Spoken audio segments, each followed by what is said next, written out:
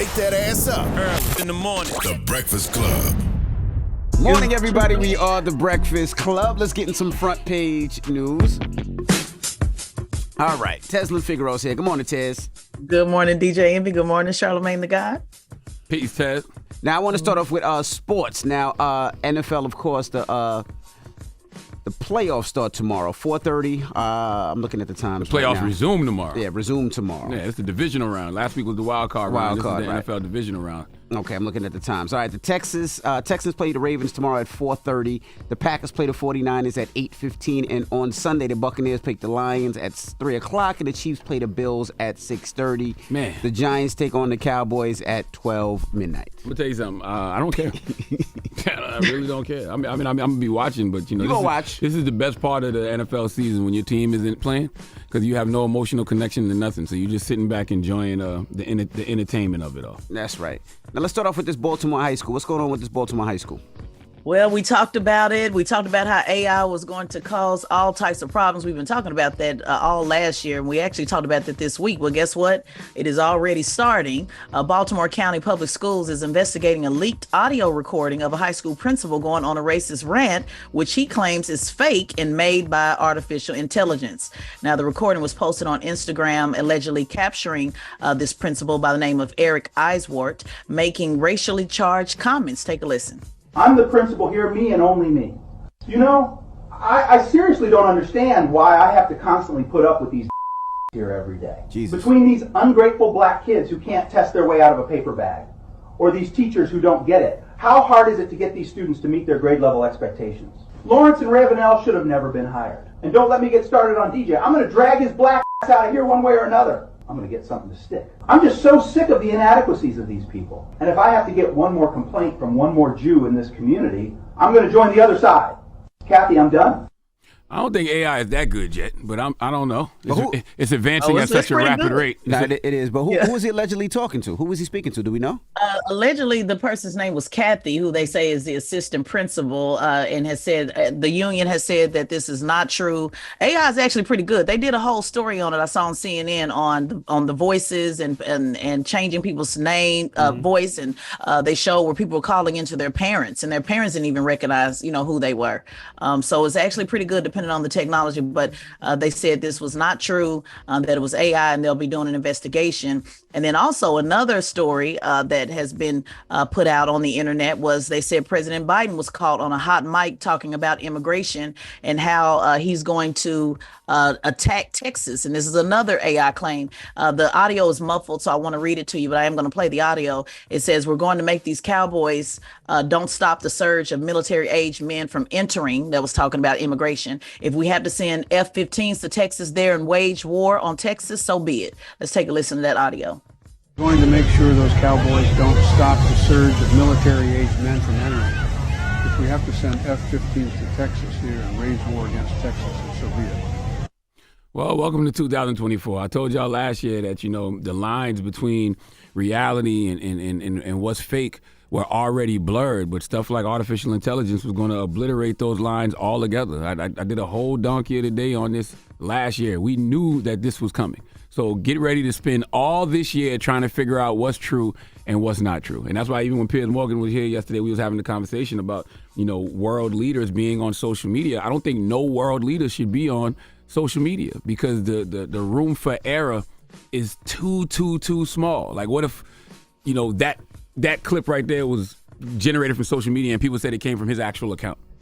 Yeah, President Biden's actual account. Well, the problem is like you said, is AI that advanced? Yes. I mean, it's to the point, and people should look at it so they understand what it really is. Like you can get on there and say anything from send me a voice with Charlamagne saying I love DJ Envy so much, and it will make that. It will generate it. You can say, make me a flyer of me on the front page of the Daily News, and it'll make that. Like it is ill of how it can be generated, and it's not like it's super duper costly. A lot of the stuff is free.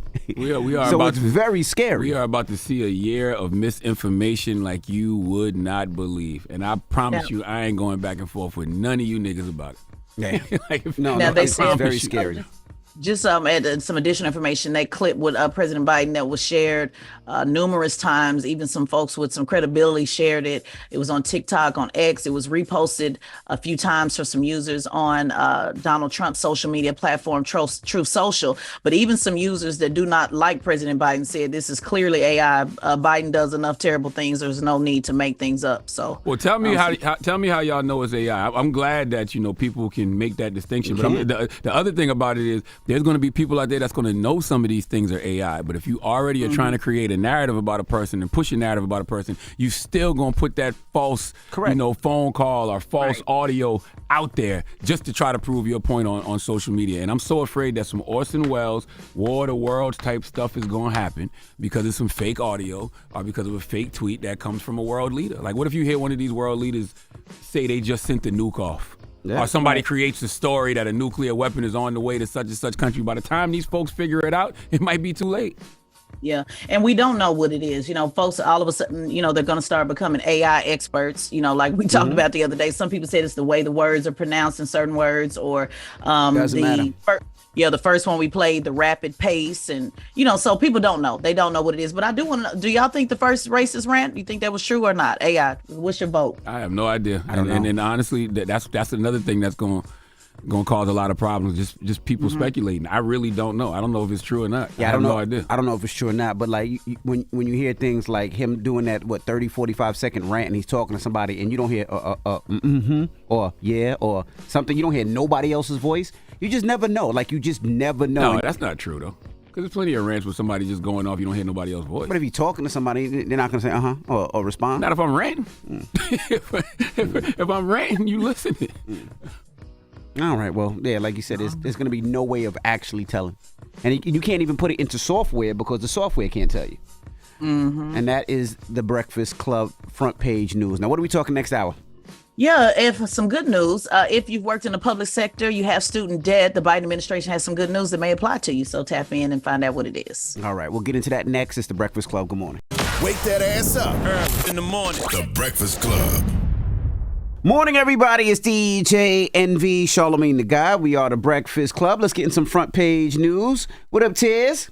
What's going on? Happy Friday, DJ Envy, Charlamagne the God. Peace, Ted. Now, this weekend we got the playoff in sports. Of course, NFL. The Texans take on the Ravens. The Packers take on the 49ers. The Chiefs take on the Bills. And the Lions take on the Buccaneers. Now, let's start with the White House. They're canceling $5 billion in student debt.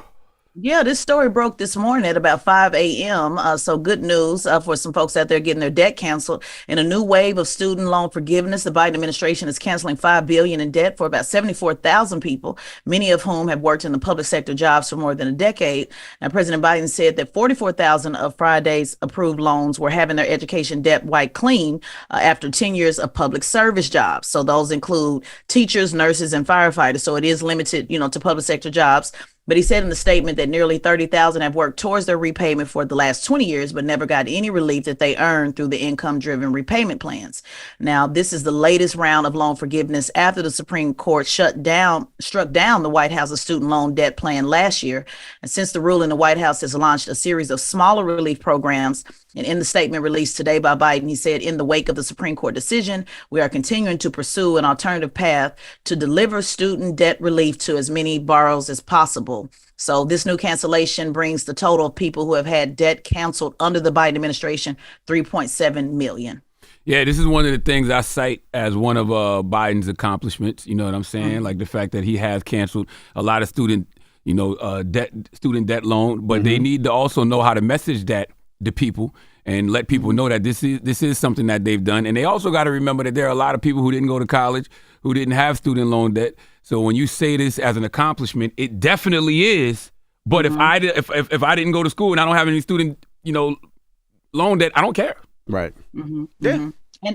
And it's also important, this is where people just get stuff confused. It's important that to say this is an accomplishment and also still push for more. It's okay. People Absolutely. think it has to be one thing or another. Oh, you're not talking about the accomplishment. No, we're talking about the accomplishment. But the whole thing, the reason why this happened is from what? People advocating, people pushing, what I call push the line, politics until something happens. So it is okay for us to say, hey, there's still other folks that need their debt canceled. We still want more. And to your point, what about the people that didn't go to college? So all of those things people need to understand more than one thing can be done at one time. And again, acknowledging them, I just want to give some additional information. They did take out, clear some debt for folks who made less than $12,000. So that was good. They're also in December, they approved $4.8 billion in student loan debt cancellation for about 80,000 borrowers. So absolutely, this is an accomplishment, but there are still folks like me that owe well into the almost six figures of student loan debt that still have the debt. Now, I'm not complaining. I'm making the payments, no problem.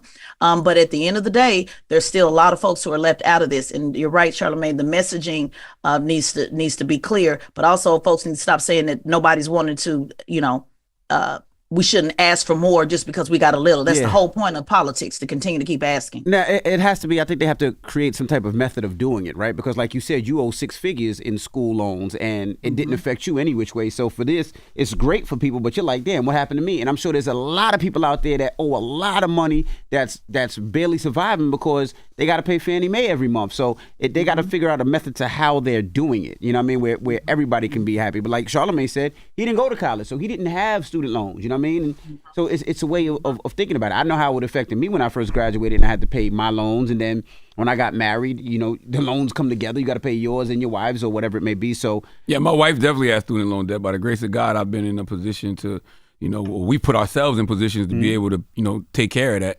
But yeah, I mean, this is a major accomplishment for people who, have student loan debt. It is a major accomplishment that the Biden administration can check off. But what about the folks who did not go to college? What about the folks who do not have student loan debt? They don't care about this as much as the people who are impacted by this are. So I understand. Correct. And you said something, Ted, that's very true. We insult the intelligence of black people all the time when we believe that we can't critique this administration, when we believe that we can't critique Democrats and also vote our best interests. Like why they think we can't walk and chew gum at the same time? I see everybody else do it. But when it comes to us, we get real plantation politics when it comes to Democrats. Don't you say nothing about Massa now. Massa, he good to us. Don't you critique Massa Biden. Yeah, now, Massa Biden makes sure we get invites to the Christmas party. Right. Don't you? He let us take pictures by the tree with him and Master Jill. Don't you talk about Massa Biden now. But don't say that because we're going to AI generate that and say that was a hot mic. No, you ain't got AI nothing. That's Charlamagne all day long. But the problem with that is that's why people never really discuss politics, because they can't have a conversation without somebody saying what you just said, or they can't have a real conversation and ask the questions because it seems like you're going against somebody. But no, you should be able to ask those questions, right? These politicians supposed to be working for us, and if we can't ask those questions, what's the point of even having these discussions? Hey, I give credit when credit is due, whether you a Democrat or Republican. If you do something that I see directly impacting people, if you do something that I like, I'm gonna give you credit. If you're a Democrat or Republican and you are doing something that I think is detrimental, if you're doing something that I don't like, I'm gonna give you credit for that too. It's really that simple. What I one thing that bothers me about this conversation is the class war that's happening. And I don't want to say what, you know what I'm saying? Yes. It's like the people among, the comments or people saying, well, I got my degree. It worked for me. Sorry, it didn't work for you. Man, you say it, Taz. Those elitish, boozy academics. Yeah, let's say it. The elitists, I will say it. Say, well, you should have took your ass to college and it helps me and blah, blah, blah, blah. And then you have other folks on the other side who are saying, well, college is a scam. You should have never went. Look at the debt. And then it becomes this thing where it's trying to say who is better than who and who's not better than who and who. And the bottom line is, I'm saying with multiple degrees going with my third degree, I have debt. And if I want on income deferment forever, which allows me to have a lower payment or not have a payment at all, I would not have been able to afford this. So I would appreciate if I got student debt. But at the same time, I'm not forgetting about those who still need other programs and other things to bring them along. So I don't like the class wars, Charlamagne. I really don't. And it's unfortunate because it really is separating the elite versus, folks who decided not to go to college. And that's sad. I love when they say I'm not qualified to speak on politics. I pay millions of dollars in taxes every year, so I'm overqualified. And as the good sister Nina Turner says, you don't have to do politics, but politics gonna do you. Mm-hmm. You know what I'm saying? So I'm all for it. And guess what? A lot of times, man, they are misinformed on how people feel. Mm-hmm. All of these academics and political pundits and political experts, they haven't talked to a everyday working class person in forever. Mm-hmm. And if you talk to everyday working class people, then you'll know what everyday working class people are actually concerned about. They're so disconnected from the people because they're too connected to the party. You're too connected to the administration. You're too connected to worrying about access to the Christmas party. So you can take a picture with Master Biden and Master Jill and just stand there with your teeth just a grinning and skinning. I see you, but I ain't mad at you because that food might be good there. I don't know how them biscuits taste at that Christmas party. Because I don't go when I get invited. It wasn't good. All right? It wasn't good. You I went tell people like that a all the time. dumbass. You intentionally don't go. Envy, when you went to the Christmas party, what they told you about me when you went to the Christmas party? This is Charlamagne is not going. He said he don't want to be in there. What did they say? Well, this ain't my type of crowd. This ain't Charlamagne's type of crowd. See, the thing with the Christmas party, right? And Charlamagne is right. There's a long line of people waiting to take pictures. I mean, the line is long, right? The architect of the 88 mandatory minimums, the 86 mandatory minimums, the 88 crack laws, and the 94 crime bill. Y'all just up there skinning and grinning to take a picture with your mask. And the sad thing about the Christmas party is, I mean, me and my wife got invited. We went. This was actually my first time in the White House. No, did you take the picture? I didn't wait online. No, this was actually my first time in the White House. So it's you want to see it because I've never seen it before. But then you realize when you get there, it's not your typical White House dinner, right? I thought this was the White House dinner where you see Hove, you see Steve Harvey, you see Elon Musk. That's what I thought I was invited to. I wasn't. I was invited to, what was it? I don't know. It was like Black Media Night. Mm-hmm. Take a picture night. Right, it was Black Media Night. So I was there with like Jason Lee. I was there with other radio stations. I seen who did I see? It was so many of us in there. I think Roland Martin was there. I seen Tigger was there. I seen D.L. Hughley was there. So it was the people I already knew. And it wasn't even the president wasn't even walking around. It wasn't that type of thing. They had him in the room where he was standing in the room. And everybody getting a long line to take a picture. It was a photo op. And for the record, I've been around several politicians, been at the White House, and I'm like Charlamagne, I refuse to take a picture. One time they said, "Oh, get in the picture." "Oh no, I'm cool," because I don't want no confusion about me being able to say anything about the administration. It's not about a damn picture. It's not about a photo op. So it was a photo op party, DJ. Yeah, it was a photo op party, but I thought it was going to be a place where you can actually have a conversation and talk and sit there and have a drink and eat. I thought it was going to be something small and quaint. No, it wasn't at all. It was just like my car show. People line up, you take a picture, you say hello, and then you keep it moving. And that's why you see so many people. After you go through mad security, after you got to walk mad far because they don't allow cars on like it was a lot. And that's why the front line of defense for Democrats a lot of time is black media personalities, because these folks just simply want access. They do not want to lose their access. And access to what, though? Like, what are they getting access to? That Christmas party and that picture with Master Biden. Oh, boy. Ted, you and that voice. I told you, Ted, it's that picture with Master Biden. Okay? All right, that's front page news. Jesus Christ. Yeah. All right. Now, make sure you follow Tesla Figaro on all social media platforms at Tesla Figaro, and subscribe to the Straight Shot No Chaser podcast on the Black Effect iHeartRadio podcast network. Now, when we come back, Erica Alexander will be joining us. She has a new flick, American Fiction, and we're going to talk to her next. So don't move. It's The Breakfast Club. Good morning. Wake that ass up early in the morning. The Breakfast Club.